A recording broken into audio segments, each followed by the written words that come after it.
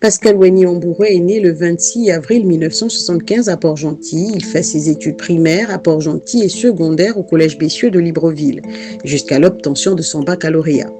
Il part pour la France et intègre l'IDRAC Business School Paris, d'où il sort titulaire d'un master en finance et gestion des PME.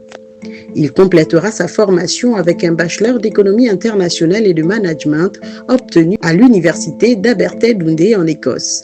C'est en France qu'il débute son parcours professionnel dans les marchés financiers. Il exercera notamment à BNP Paribas, puis au Crédit Agricole. À la suite de ses expériences en 2007, suivant les conseils d'Henri-Claude Ohima, PDG du groupe BGFI Banque et président du conseil d'administration de la BVMAC, il intègre cette dernière en qualité de directeur des opérations. Il se fait entre autres remarquer par la publication de plusieurs articles sur la finance et les marchés africains. En 2012, il prend les rênes de cette institution régionale. Il est le deuxième Gabonais à occuper ce poste après Willy Ontia. Wany-Ambouré entre au gouvernement d'Isso Zengondé en octobre 2016 comme ministre délégué auprès du ministre d'économie chargé de la prospective et de la programmation du développement. C'est alors le plus jeune membre du gouvernement. En janvier 2017, il est promu ministre du pétrole avec pour principale mission de redynamiser la Société nationale des hydrocarbures, Gabon Oil Company, en proie à d'importantes difficultés financières et structurelles. De décembre 2019 à juillet 2020, il est ministre de l'Énergie et des Ressources hydrauliques et de juillet 2020 à février 2022, ministre du Tourisme. De mars 2022 à janvier 2023, il dirige le ministère de la Communication.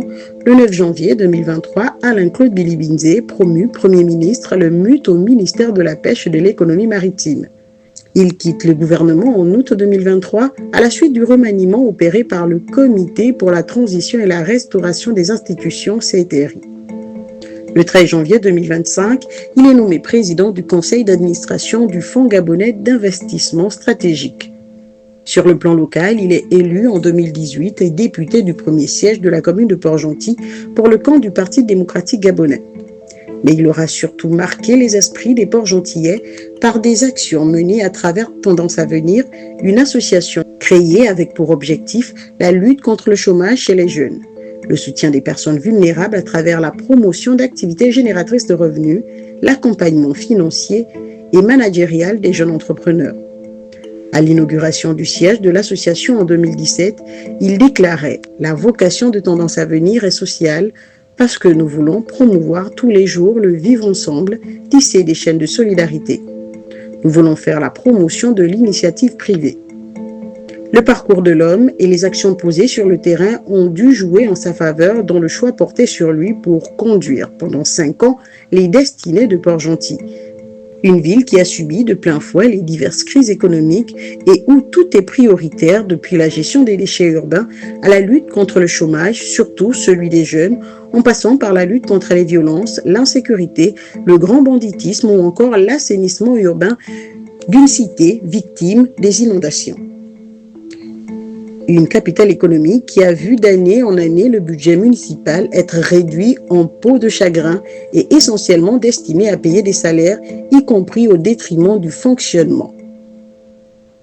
Pour coller aux attentes des populations, il pourra utilement prêter l'oreille aux avis éclairés d'un conseil municipal, d'un conseil communal, des sages qui a accompagné ses prédécesseurs, s'appuyer sur les chefs de quartier et les comités de développement du quartier au fait des préoccupations de ses concitoyens et secteur privé qui n'a jamais hésité à apporter son soutien aux actions de développement impulsées par les maires successifs.